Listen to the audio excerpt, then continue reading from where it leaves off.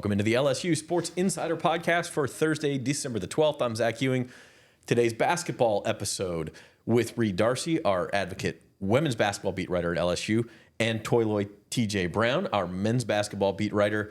Welcome in, guys, and a couple of successful basketball teams to talk about, at least thus far, early season. Yeah, both teams, two really good starts to the season. I really like the way the men started. I think they look really good. I think it's encouraging for the start of the season, and for the women, they've had a couple close games, but they've won those close games. So I think that's a good sign for them going forward. Yeah, exactly. Women being undefeated, that's what people expect and hope for. And yeah, men's, I think most people are a little surprised. Only one loss so far against a couple good teams. Yeah, we'll talk about all of that, how the women pulled out these close games, the men who were picked 14th in the SEC, and they look really good, but why 14th in the SEC might not be that outlandish, because the SEC is really 14th in the SEC is going to be a good team, whether it's LSU or somebody else. So lots to talk about on today's show. Teams are like a combined 19-1 with like 7 Power 5 victories, or six or 7 Power 5 victories. I think each team has 3. So lots to talk about, and we will get right to it. Today's show is brought to you by Waste Pro. Tiger fans, if you're planning a tailgate or event, keep your guests comfortable with portable toilets from Waste Pro. Call 225-744-6400 and mention the LSU Sports Insider for a special offer. We're going to take our first break, and when we come back, we'll start digging into exactly what has made these basketball teams tick at LSU so far. Experience the convenience and cleanliness that Waste Pro brings to Mardi Gras, LSU tailgates, and festivals with our top-notch portable toilet services. Perfect for large crowds and community events. Join the countless satisfied families and organizers who trust Waste Pro to keep their gatherings spotless and sanitary. Discover more about our services and make your next event a success at wasteprousa.com.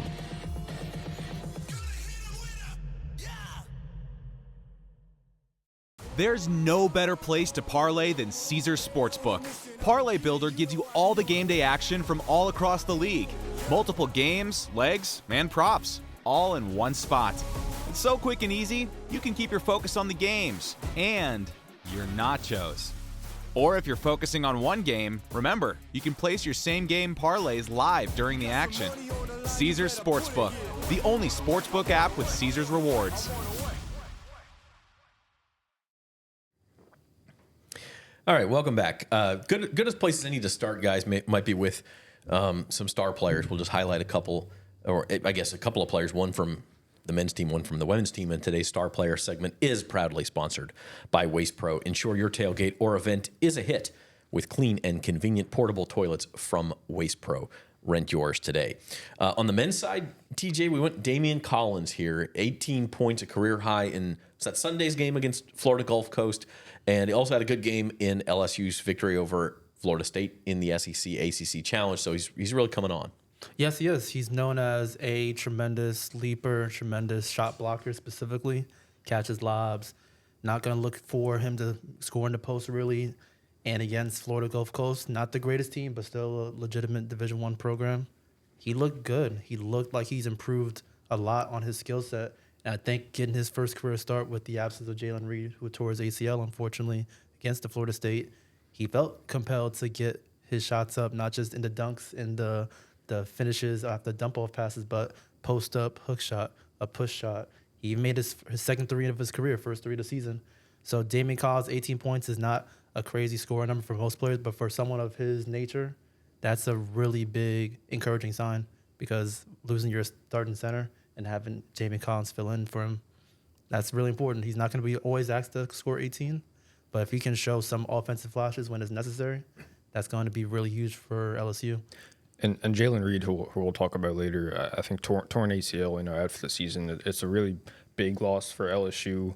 But if you get that kind of production from Damian Collins, a guy with that size, that athleticism, that length, then the loss of Jalen Reed doesn't hurt you as much. But you need Damian Collins on the floor. You need him to keep contributing that way. I think before the season he was such an unknown, right, TJ? We hadn't seen much from him. We knew he had the size, we knew he had the athleticism, but we didn't know exactly what he could contribute to this team and if he could stay healthy. He had a little scare with the separated shoulder, but he didn't miss much time from that, and he was able to return. So I think his development is going to be crucial for the program moving forward because, they need that size, that length, that athleticism around the rim to really make up for the loss of Jalen Reed because, like you mentioned, it's a big one.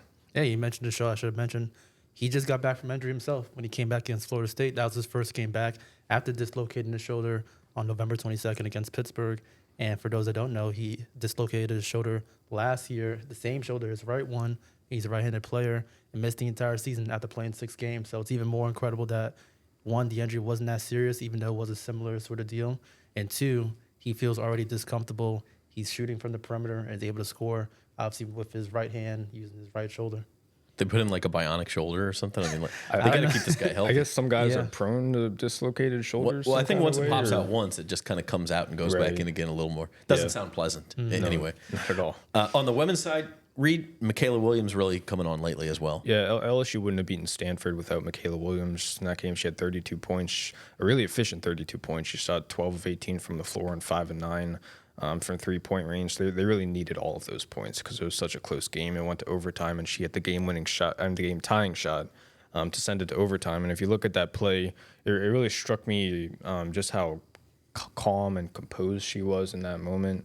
If you listen to Kim Mulkey, she'll say that play wasn't designed to get Michaela Williams an open shot. It was really designed to funnel into a dribble handoff with Kaylin Gilbert, who's supposed to drive the lane and attack the rim. But Michaela Williams bobbled it a little bit, but she stayed calm, she stayed composed even as the clock was winding down, and she was able to create a little pocket of space with the forearm against a much taller, longer Stanford defender and rise up and hit a tough fadeaway turnaround free throw line jumper, and that sent the game to overtime. So it really just struck me in that moment how calm and composed she was. She is only a sophomore, but I think that's one thing if you're looking to see how she's developed and improved from year 1 to year 2. It's her comfort, it's her composure level, it's her ability to find the space, create the space herself, and then hit open jumpers in the space that she created. I think she's a little more advanced as a scorer than she was at this time last year, and obviously she's choosing her spots more, and she looks just more comfortable and more confident in herself, and it's a big boost for LSU. Yeah, and you talk about that development reminded me just when I asked you off camera about who's the second best player. And I think he still said Morrow, of course, but it's funny that you can even have that conversation be legitimate now. Yeah, because Morrow and Anissa Morrow is she's been so good for her entire career. She's been so consistent. She puts up really crazy numbers, but she's still her entire career. It's something weird about her. She's always flown under the radar. I don't know if it's because her game is not the most flashy. She does a lot of the dirty work. But yeah, I think it's a legitimate conversation now. I think Flau'jae has, with the way her season has started and the way that she scored the ball, you really think she's separated herself as probably the best player given her efficiency and the way she's impacting the game on both ends of the floor. But yeah, Anissa Morrow and Michaela Williams, they're both going to be vying for, I guess, SEC Player of the Year by the end of the season just because of how efficient they've both been. I think it's a legitimate conversation now, and that obviously bodes well for LSU's chances, given the fact that Michaela has been efficient and she's been more confident, controlled. So I think if she can continue that going forward and maintain that efficiency, maybe get a spike a little bit in her scoring, then LSU becomes even more dangerous than they were before. Yeah, 100%. Okay, it's been a couple of weeks since we had like a basketball-centric podcast. So let's kind of recap what's happened and spin it forward. Reed, we're going to start with the women. They are 11-0. Has this just been... So 11-0 is great. Number 4 in the country is great. And they've had these games where they look unbelievable. Against NC State, they won, I think, by 17 points. Some of these blood donor games that I call them, they're winning by 70 and 80, and you're going, wow, what a team. This is exactly what you want to see a great team do against an overmatched opponent. And then they have these games where they disappear for a quarter. And it hasn't cost them quite yet, but against Washington and Stanford, which we'll dig into those games in a minute more, it nearly cost them. And then even some other games like against Tulane a couple of weeks ago, they just kind of fall asleep for a little while. Is this just normal basketball ups and downs, or do the Tigers have a problem with consistency? Well, they're very close to being 9-2, Zach. I think when you think about it, Very they close, are 11-0, but really a couple plays away from being 9-2. I think part of it is the ups and the downs, like you mentioned.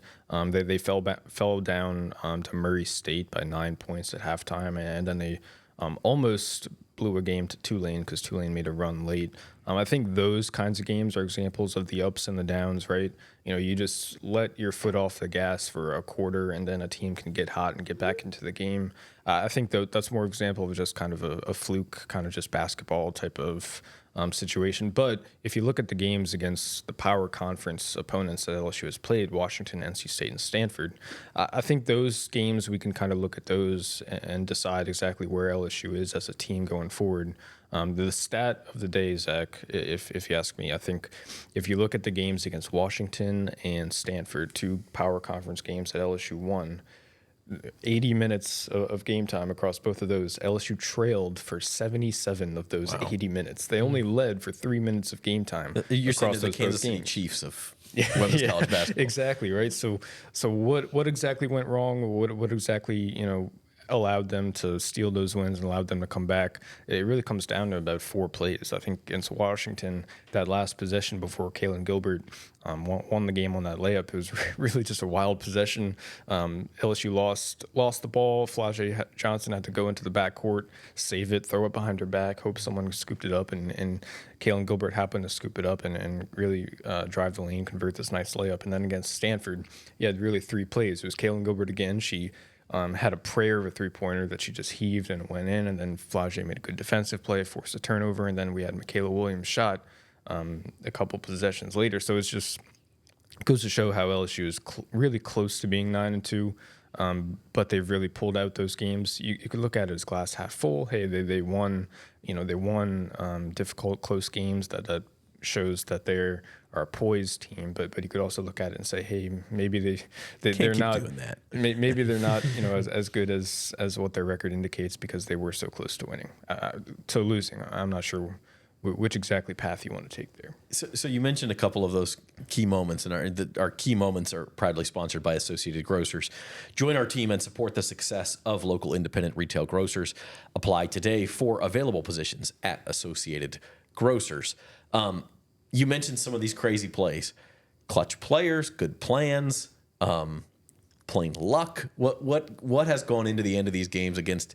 I was about to say 2 Pac-12 teams, but I guess now it's a Big Ten team in Washington and an ACC team in Stanford. Yep. But 2 West Coast teams, coincidentally, is who LSU has kind of come down to the wire with. But they were down by 8 points against Washington with like 3 minutes left, and I think it was 7 against Stanford with, in fact, 6 with like 40 seconds left and came back. Yep. Is that just the clutch gene? Like, obviously, you can't just say, oh, well, they decided to get down to business, because they would have done that with 10 minutes left. You wouldn't leave it to this. So what goes into those key moments, you think? One of the things I think is different about this team is they've got an extra shot maker, an extra shot creator off the bench, and that player we mentioned before is Kalen Gilbert, right? That's an element that LSU really didn't have last year, a perimeter scorer who can come in off the bench and create her own shot. Score at 2 or 3 levels of the defense. She's shooting well from the mid-range. She's shown an ability to finish around the rim well, and like I mentioned about the 3-point heave against Stanford, she has that in her game. She's not going to be the most consistent 3-point shooter, but she has that in her game. So she's that added element. We've seen it pay off for LSU already. It didn't get a lot of production from its bench last season, but Kalen Gilbert has come off the bench, and really given LSU a spark of offense that is really needed. So I think if you look at that, that's one positive for LSU moving forward, is that they have that extra bit of scoring that they can turn to in close games like that. And I think that's going to help them once SEC play begins. It's going to help them, fight through some of those close games that they're bound to encounter. TJ, LSU women are just one of these teams that you kind of look at the scores. And I know you haven't followed them obviously as closely as Reed, but you just look at the score and you go, they'll figure it out. They'll figure out a way to win. And that's really what it's been so far. Yeah, that's so the wins where they don't look like they should win. Good teams normally have those. Good teams normally don't always just blow their opponents out. They get a couple wins that they sort of steal. I was at the Tulane game, and it looked like, okay, third quarter they got control. Then fourth quarter came around, and then one of Tulane stars got going and scored 20-something points. Yeah, those aren't good looks, and obviously, especially games like Washington, games like Stanford, aren't the best looks, but it's basketball. Things happen, runs happen, teams lose focus, but usually the great ones sort of still reel it back in. And you mentioned the depth the depth of scoring that LSU now has. Yeah, that helps you get those sort of close ones and pull them out. Without Kalen Gilbert, you probably lose both of those games, right? Mm-hmm. So that's in addition to from the transfer portal. That's been really nice for LSU. I think if you look at those 3 games, just isolate them. Those 3 opponents have combined to shoot around 44% from the floor. That's solid. That's not bad. Nationally speaking, that's pretty. We're kind of where most teams would want to be, but if you're LSU, I think it wants that number to be a little lower, particularly because Kim Mulkey and her staff prioritize the defensive end so well, and they really look at that stat, opposing field goal percentage, and they really think it's an indicator of whether or not they can win that game, because they're so reliant on their transition offense. And the fewer shots that the other team is making, the more opportunities LSU will have to run in transition and get out and run. So if they're making more shots, if you're having to pull the ball out of the net and inbound it, then that slows down your offense. And I think LSU throughout times this season has struggled to score in the half court, but they've been fantastic in transition. And I think that's what LSU needs to really focus on is that defense, because it really sets up their offense. And I think if they allow their opponents to shoot around 44%, that's a little too high. Last year, if you look at it from January on, so all through SEC play, and then in the postseason, their opponents combined to shoot around 35%. So 44 is a little bit high. You hope to see that come down over the next few weeks and getting into the start of SEC play, just to really see exactly where the team is defensively and where they can go. The women's team has 4 non-conference games left. They play Louisiana Lafayette on Sunday at home. They really should be 15-0 going into SEC play. They're one kind of. They should. Yeah, Seton Hall up in Connecticut on December the 17th. That's next Tuesday. Is sort of the one game where you go, if they really don't play well, Seton Hall could beat them. But just looking at teams' resumes and strengths and stuff, they really should be 15-0. Yeah, they should be undefeated going into SEC play. And then once SEC play begins, we'll get into this later. The SEC is a little bit tougher than it is on both sides, the men and the women, than it is usually. So that's going to be a tough challenge for them. But these 3 wins are going to be nice additions to their resume when March rolls around. Yep. All right. On the men's side, as we mentioned at the top, TJ, they're just kind of stacking wins right now. And every time they face a challenge, it's even in the loss to Pitt, I thought LSU played well. Like, Pitt's a good team, and I think Pitt only has 1 loss themselves. It was to Mississippi State in the SEC ACC Challenge.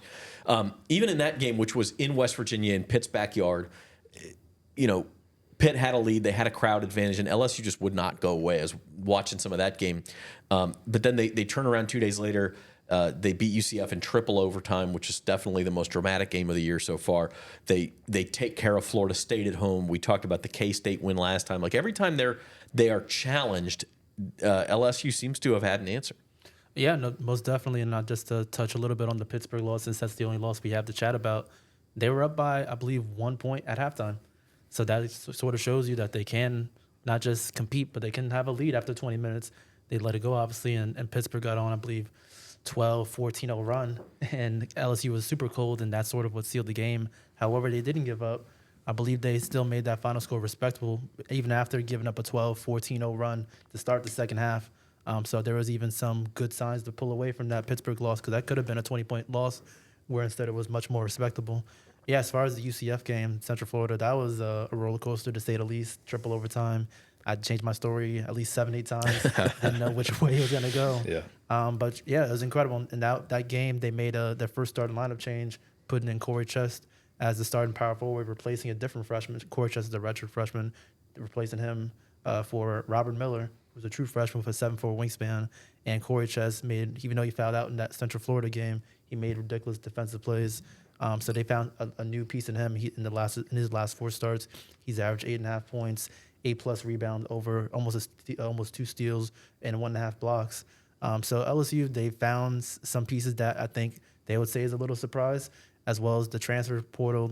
They've hit it as far as their transfer. All 3 of their guards are transfers, and Jordan Sears, Cam Carter, and Jai Bailey, and those pieces are fit better than you expect, especially in the first 9 games of a season. So all those ingredients is sort of why they're able to sort of not I want to say overachieve, but sort of surprise and win games against Florida State, for example, a tenacious defensive team. Win the game like UCF, who has talented guards and a big man that can score at 2 different levels. And lastly, I'll just say McMahon has done a good job of sort of just riding who has it going. He doesn't really just stay committed to a team, or excuse me, he doesn't stay committed to a player that may not have it going. He'll go and ride Damian Collins, who has his 18 points, or against the Florida State game. And even though Jalen Reed got injured, he'll ride him and still play him, even if he's not traditionally a 20-minute per game player. He has it going. He's having an impact. Same with Victorious Miller, their freshman. So you got to give McMahon a little bit of props as well for just choosing which pieces and which moves to make when it comes to what's working in the game. And I'm glad you mentioned Corey Chest, because he was another unknown, right? Didn't play at all last year. You don't really know what you're going to get from him. And now he's a starter. So having him in the lineup, what kind of added elements does he bring to the team? And I saw you had a story on him this week.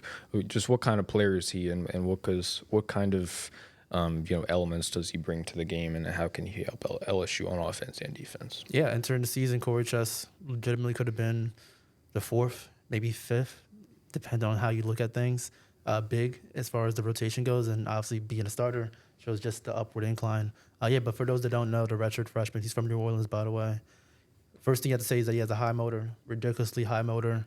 If you just watch him for a couple possessions, you see that he's just working harder than most people, if not everyone else that's on the court on both ends. Runs all over the place. On defense, he's also very active, doesn't stand still, doesn't look uninvolved or unattentive. And also athleticism-wise, he's a monster. He has, I don't want to speak too highly of his athleticism, because it's still, the SEC is really deep, but I would say that he's, at least in my opinion, a top 15 athlete, at least amongst the bigs in the SEC, maybe top 12. He's really incredible dunker, incredible jumper.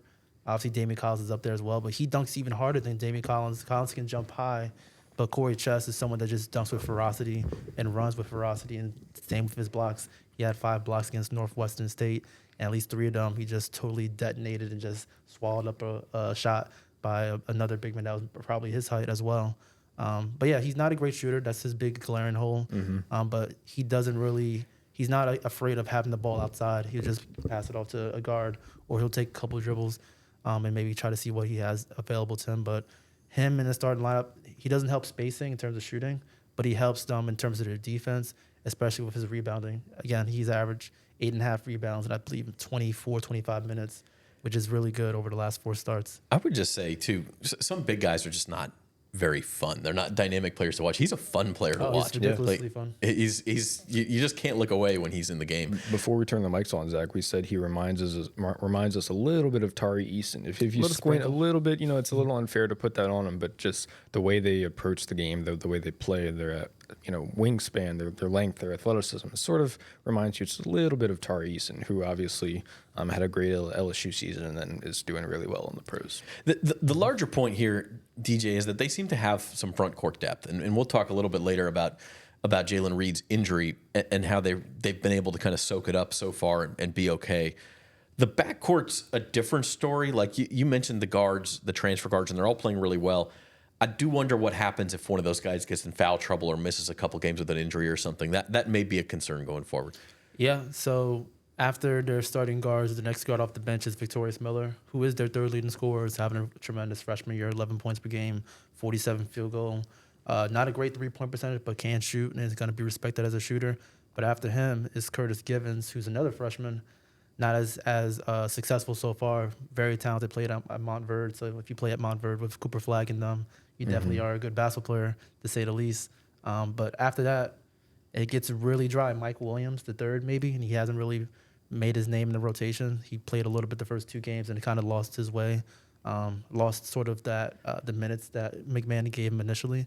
So, yeah, an injury to especially Cam Carter, or foul trouble to Cam Carter, who's leading them in 17 points per game, scoring-wise. Yeah, it gets a little scary. It gets a little bit too much pressure on the younger players, such as the Victorious Miller, who can show up, but if he's asked to do too much, I think he may get a little flustered and may have a lower percentage than 47%, which is what he's averaging.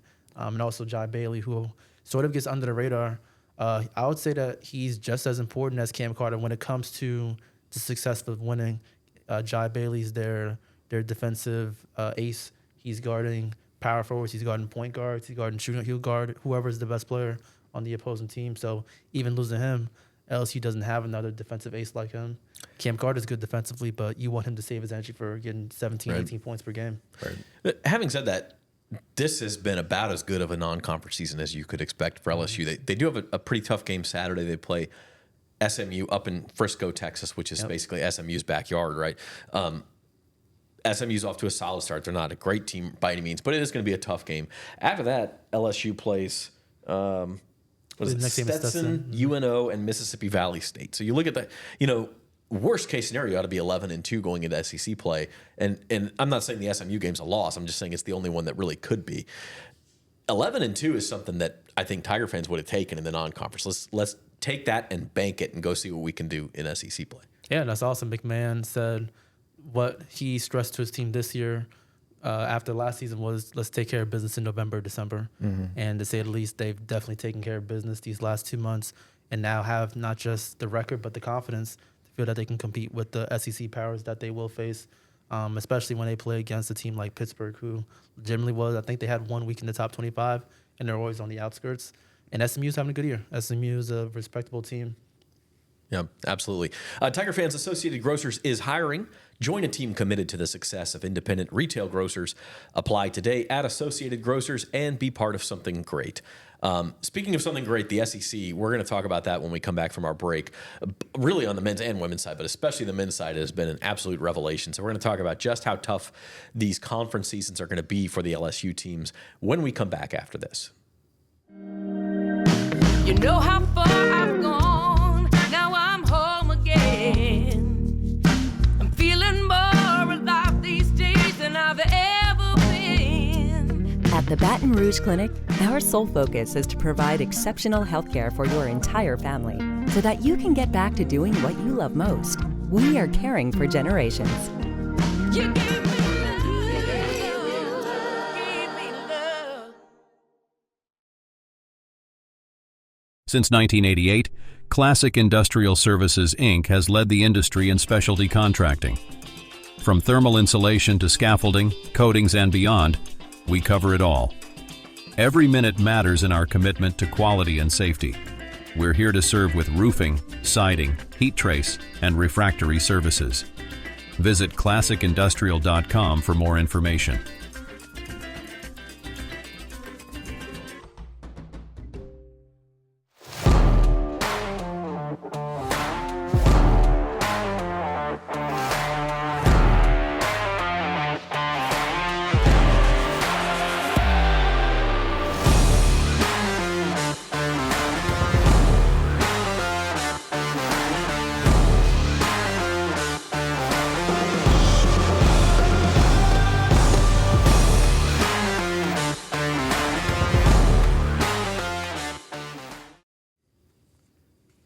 All right, welcome back. It's time to go around the SEC with Classic Industrial Services, because at Classic Industrial Services, every minute matters. I'm going to start on the men's side. We do want to mention the women too, because the SEC is no slouch in women's basketball. But one of the stories of the year so far to me in college basketball, maybe the story of the year, is how powerful the SEC, everybody talks about the football and how much it's head and shoulders above everybody. That has not ever really been the case in men's basketball, but it is this year. We saw the most obvious example was the SEC-ACC Challenge. TJ, when SEC won 14-2, the ACC pulled out a couple of close home games. Clemson and Duke won.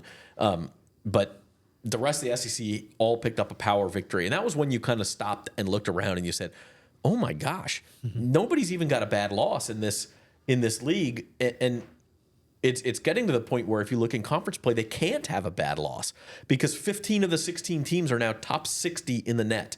And the other one, South Carolina, which I think is like around 90th. So it's not like they're terrible.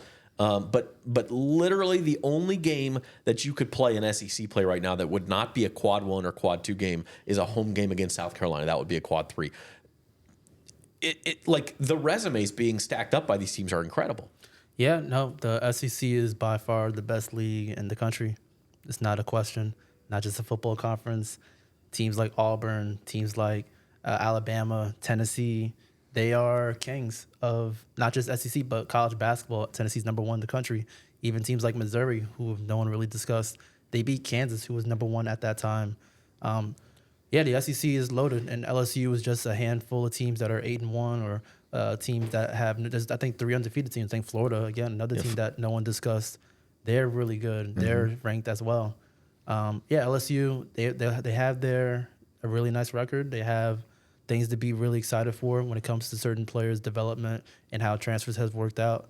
But it will be still a test. Kentucky's really good as well. Yep. That's one of my favorite teams to watch personally. No fandom, just respect for how Coach Pope plays or coaches his team. McMahon, he has a lot to be happy about, but it's going to be tough when he goes against even a Vanderbilt to start off SEC play in January. Vanderbilt has a transfer guard that's electric as well. Now, SEC basketball is a murderous path. It's going to be fun, man. Anyone. Yeah. These January, February games are going to be fun. So 9 SEC teams are in the AP poll. 5 of those 9 are in the top 10. And I think 4 more are like receiving votes. I mean, literally almost the whole Wild when you conference. think about it. And what was the stat I think you put on the graphics, Zach? 14 are in the top 60 of the net. 15. 15 of the 16 Everybody but are- South Carolina. are in the top 60 of the net. That's remarkable. That's unbelievable. And if you're a program like LSU who wants to compete with the big boys, but is still trying to build something, like how do you compete with that? Like you can have a good season. We're talking off air, Zach, about how 7 or 8 wins in conference play could look really good. Just like even getting to that mark, you pick up 7 really quality wins, you're below 500, but still, like you still have a compelling tournament resume because of that, just because of the opportunities you have to pick up a handful of quality wins that separate you from the other power conference teams. Yeah, there's going to be some upset teams from other conferences on Selection Sunday because 8-10 in the SEC. Now, there's still a couple weeks of non-conference play left, so I suppose it could change, but I don't see it changing. A lot of these last non-conference games are your bye games, your blood donor games anyway. So it's going to be like 8-10 probably gets you in for most of these teams. Maybe you exclude South Carolina from that because they've lost 3 times. Their resume is not quite as good. But for the other 15 teams, 8-10 probably gets you in. 7-11 puts you in the conversation going into championship week, where you're at least probably on the bubble and just need another big win or two. And that goes for LSU too. Like, I don't know that the expectation coming in, TJ, was the tournament, but they, as we mentioned before the break, they're building a resume here to where just stay competitive in SEC play. Don't fall down to the 6-12, 5-13 range, and you're going to have a very interesting resume going into March. Yeah, that's the goal. The goal is to make the tournament. Upward trajectory is something that McMahon has preached before the season and still going forward. And in order to keep that upward trajectory, you kind of want to, you have to win against your rivals, which still happens to be the best teams in the country. One thing I will point out, if LSU, they shouldn't, realistically, they're going to lose a good handful of these games because just the SEC is just loaded and you're going to go into some rambunctious crowds and road arenas. But a big part of what makes these games, or when it comes to these games coming down to the wire, it comes down to star power. And we mentioned Damian Collins at the top, but their leading scorer is Cam Carter. So Cam Carter, he's going to be tested amongst the best in his backyard in the SEC play. There's a lot of SEC guards. Chaz Lanier, he's having a tremendous season for Tennessee. Arkansas has a couple guards in Wagner and Boogie Flan, who's a freshman. So be mindful of just how the star talent of LSU looks now, especially in their last game against SMU, their last sort of notable non-conference game when it goes to against SEC competition. Yeah, we'll have another pod before conference play starts, but I would say 2 things. One, protect your home court. We talk about needing 7 or 8 wins.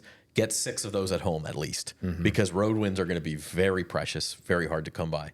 And then the other one is you talked about it. Losses are going to come. You're going to look at the schedule and see a week where you're like home against Auburn and then at Kentucky or something, and you're going, holy moly, how do we? You probably lose both of those games.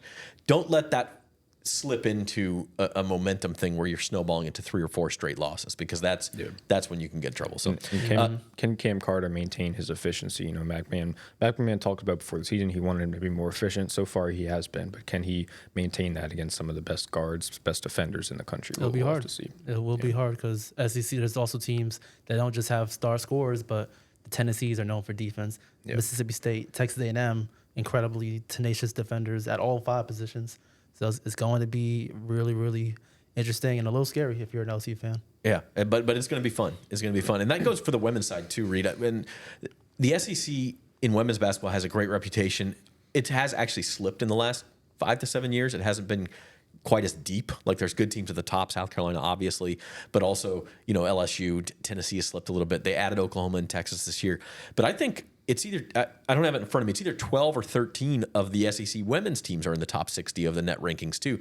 You do have a couple more, like Georgia and Arkansas are really not very good. But outside of that, you've got a deep conference on the women's side too. It's 12. You got 12 teams in the top 60, which is nothing to sneeze at, And if you look at the AP poll, the SEC has 7 teams in it right now. And I look back last year, they had 2 at this time. Wow. It was just South Carolina and LSU. Now you've got 7. You've got Texas and Oklahoma. They're both in. You've got Kentucky, who's back near the top of the country with a new coach. You've got Tennessee, who's back into the poll.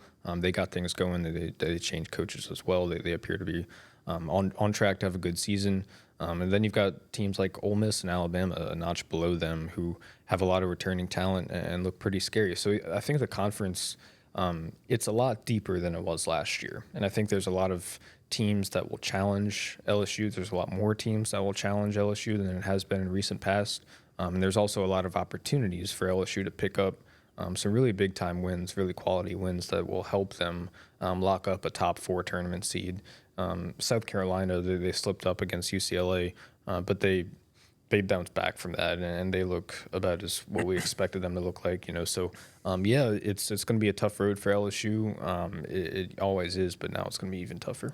Yeah, I don't know that I'd expect 14-2, 15-1 in the league like they've been the last couple of years, but that doesn't mean they're any worse off. I mean, they might actually have a better tournament resume with that. So today's episode of the LSU Sports Insider is brought to you by Classic Industrial Services, proudly serving Louisiana and the entire United States with refractory services, general maintenance services, steam and electric tracing systems, and much more. From large capital projects to commercial projects or your smaller quick response needs, Classic Industrial is your go-to for quality and safety. They're not just about business, they're a proud community partner supporting local initiatives and helping build a stronger Baton Rouge. Because at Classic Industrial, every minute matters.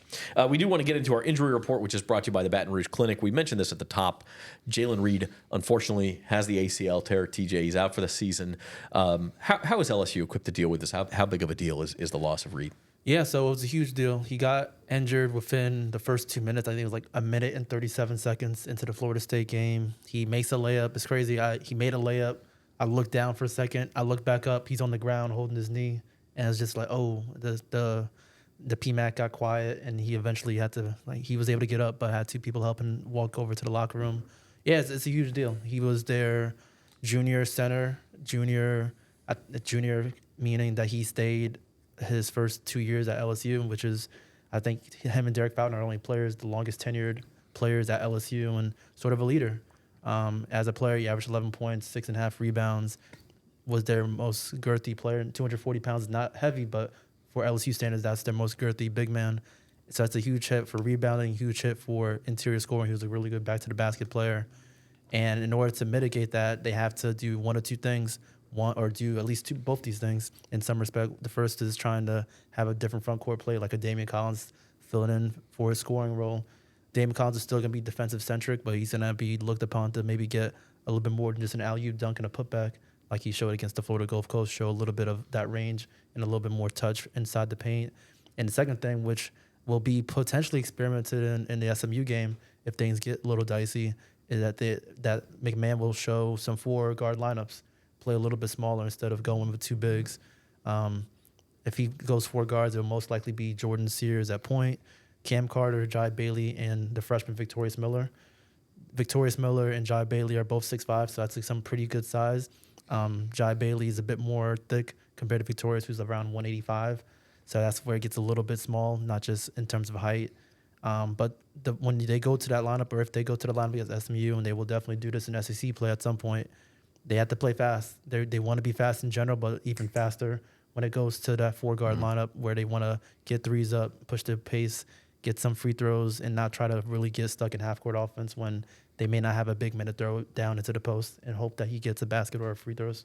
On the women's side, Reed, Cheyenne Day-Wilson dealing with an ankle injury. What's going on with her? Yeah, she suffered it late against Stanford, according to Kim Mulkey, and she missed the game against Grambling. We're not exactly sure how long she'll be out, but it doesn't seem like it's a very long-term deal. She's had a few days this week. They haven't played because of finals week. They don't play it until Sunday against UL. So she's had a few days to rest up and get it back right. We don't know if she'll play Sunday. We'll see, and I think that game will tell us whether or not she'll miss any kind of real time. And they got a couple of weeks before they play, get into the SEC, and as we talked about, should be pretty heavily favored. Yeah, no need to rush her back. Yeah. Speaking of favorites, we're going to end with our sports betting segment. First, I want to let you know that today's show is brought to you by the Baton Rouge Clinic, your trusted healthcare provider in the heart of Baton Rouge.